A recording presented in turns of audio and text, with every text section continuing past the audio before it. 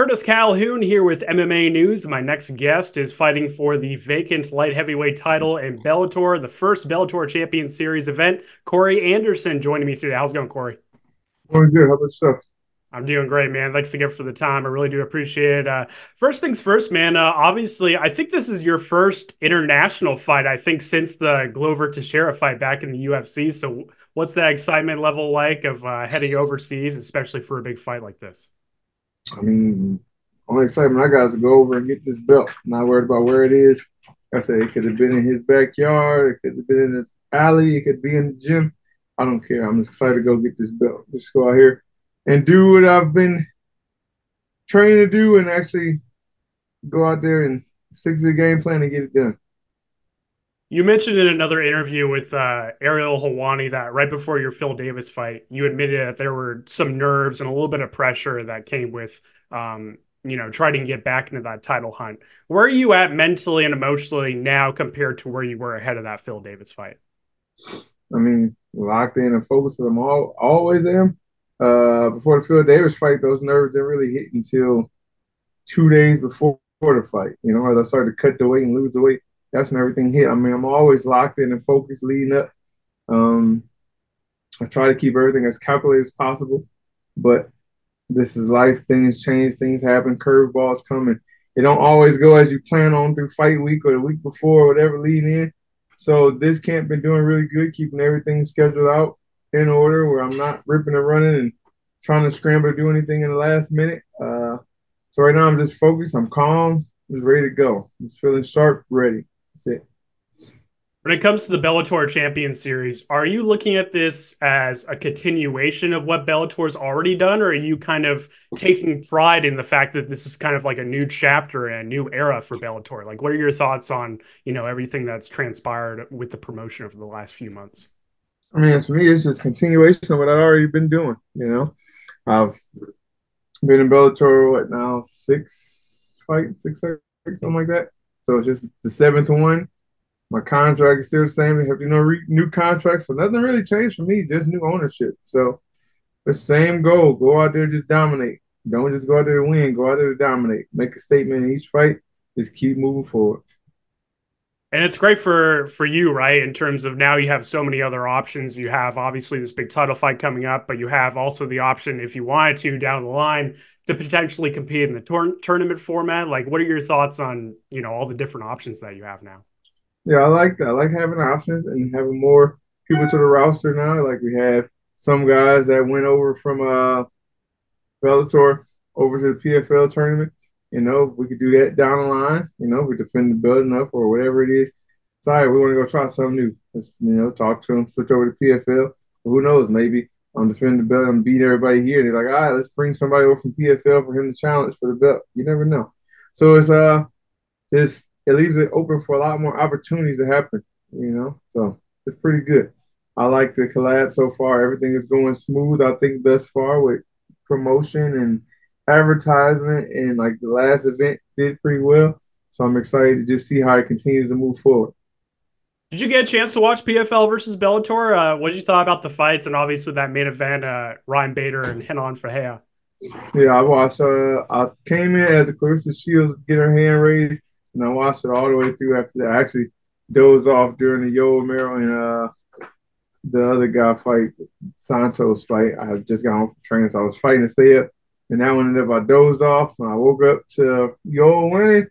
And then I was excited for the Bader and the big dudes fight, but then like I posted on Twitter, I was telling my wife, like, this ain't looking good. She's like, what do you mean?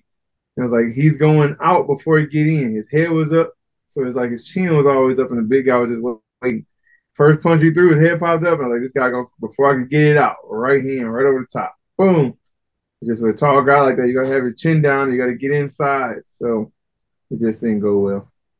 Did that surprise you at all, Bader's performance? And obviously, how did you see that fight playing out entering it? I thought he was gonna go out there and just charge his legs and try to get him down. That would have been a smart thing. At least make him a little tired, make him fight inside because his limbs are so long. It's gonna be harder for him to land shots on the inside as it is for Bader because his arms are shorter. But I don't know. Who knows what they trained in camp? But you never know until we get into the cage what the guy's game plan was. You can think well, I think he's gonna do this. I think he's gonna do this. Then he get out there and do something completely different. It can either shock you or it can amaze you. So And when it comes to Carl more specifically, you and him actually shared a fight night card in your last fights. You and Phil Davis, and obviously him sharing on that card too against Alex Polizzi. Did you get a chance to watch that fight live against Polizzi? What did you think of his performance, and what did you take away from his skill set and all that?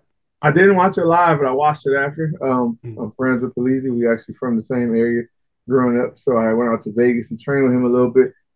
Well, not specifically with him, but was in Vegas training while I was out there. I was training with him a little bit, preparing for that fight. And I remember watching film then just to see what he would do to give Alex a couple pointers here and there. Um, and actually, he was in my locker room. I didn't even notice he was in the locker room with me. I was just so locked in. Till the fight was announced, and one of my boys called me like, "Yo," one of the guys I had there training with me. Like, "Yo, you fighting dude that was in the locker room with us?" Like, what? Like, yeah, remember he was sitting right next to us warming up. Like, I was so locked in. I don't remember who was in our locker room, but it is what it is. Um, Going back and watching performance and seeing it, I mean, uh, he's well rounded in a way to where it's not like he's great at anything, but he's pretty decent at everything. Which is he can strike if he have to strike, he can wrestle if he have to wrestle. Jiu-jitsu is pretty scrappy. You know, you land low in his guard, he throwing up a triangle. You know, he take you down, he's always sitting back trying to wrap the legs, waiting for you to turn the back so he can get his choke. On the ground, he's playing that outside foot game so he can land his straight left. If you start circling to the right, he'll throw that left kick up. So, like I said, I watched all his fights now in Bellator. I watched some of his fights before Bellator. Um, I mean, I just think it's gonna be a fight. I'm in for a fight. That's all. And when it comes to you specifically, obviously you have this massive fight coming up, fighting for the light heavyweight title. You win the light heavyweight title. Could we potentially see you, ever moving up to heavyweight and potentially becoming a two division champion down the line, or are you sticking with light heavyweight for the long run? I mean, I have no problems with going up. You know, I walk around 240 when I'm not in training camp, so I could definitely do it. I debut, like we don't know, before the UFC, I fought all my fights at heavyweight. You know, 3 finishes at heavyweight, 4 finishes. Actually, the first one just didn't count. But yeah, I can definitely do it. I wrestled heavyweight from my sophomore year in high school to my senior year in college. So I was moving guys 285 pounds and down to 200, you know, so I can do it. But like every time somebody bring it up to me, it's like we're not even thinking about that right now. We got to finish business here. We haven't got the belt here until that, excuse me, belt is wrapped around my waist. There's no point in thinking about anything else. I got to finish where I started. I've had coaches say, "Yo, we can go to heavyweight, just win the belt. I think you can win it easier there than here." I was like, "Nah, I'm gonna finish where I started. I came this long. We've been here 10 years to get a belt at 205. I got to get it. Then after that, we can talk about the rest." Totally get it, man. And for this last question, I kind of want to switch gears a little bit because as somebody that's won the Ultimate Fighter before, there's been a lot of talks in terms of whether or not the UFC even really needs the Ultimate Fighter anymore with the Contender Series and all that and the different ways to find talent nowadays compared to how it was even just 10 years ago. What are your thoughts on the Ultimate Fighter as a product? Do you feel like the UFC and MMA in general still needs the Ultimate Fighter and still needs those, reality television type of shows? I mean, it's cool to get these kids that haven't had the limelight and the attention, and like somebody like me, I went there with 3 fights. I don't even fight in 6 months. Never been in 4. I've been to camera for college wrestling and whatnot, but never been in like we have to be in a booth doing interviews with the camera on you. You always have the mic on you, getting used to just you have to be you. You know what I mean? Let us be you and let us try to market you. Figure out how to market you. And if you're a guy like me who had never had any of that, 6 months in the fight and you get thrown to the sharks and then you hear, it's like it was a good way for me to grow up and learn to speak to guys like you when I do my post-fight interviews, my pre-fight interviews, and people ask me all the time, like, man, how do you speak so well? You speak so well, so calmly. Like most fighters, you can tell they kind of like seem nervous on the camera or they stuttering or we try to ask them to say something for the cameras, they mess it up a million times. Like, how do you do it so well? Now I would just say, man, I grew up on the cameras. Like y'all don't realize, like my first real fight was the Ultimate Fighter in 2014, straight from nothing to I was in front of that camera, that shy kid, scared to make eye contact with the camera, like trying to wince because the light is in my eye and not knowing what to say. Kind of like Ricky Bobby. What should I do with my hands? Just put them at the side, Ricky. You just keep bringing them. You're just not used to it. And then as time goes on, you just get better. So I feel like for younger guys is looking to make a run at this and be really successful and be able to speak on the camera and do interviews often, which is something you need to do if you want to grow in this sport and be marketable. I think it's a good aspect to have the Ultimate Fighter around because it gives kids that opportunity. It's kind of like somebody graduate high school. Do you go to a big university or should you go to a junior college?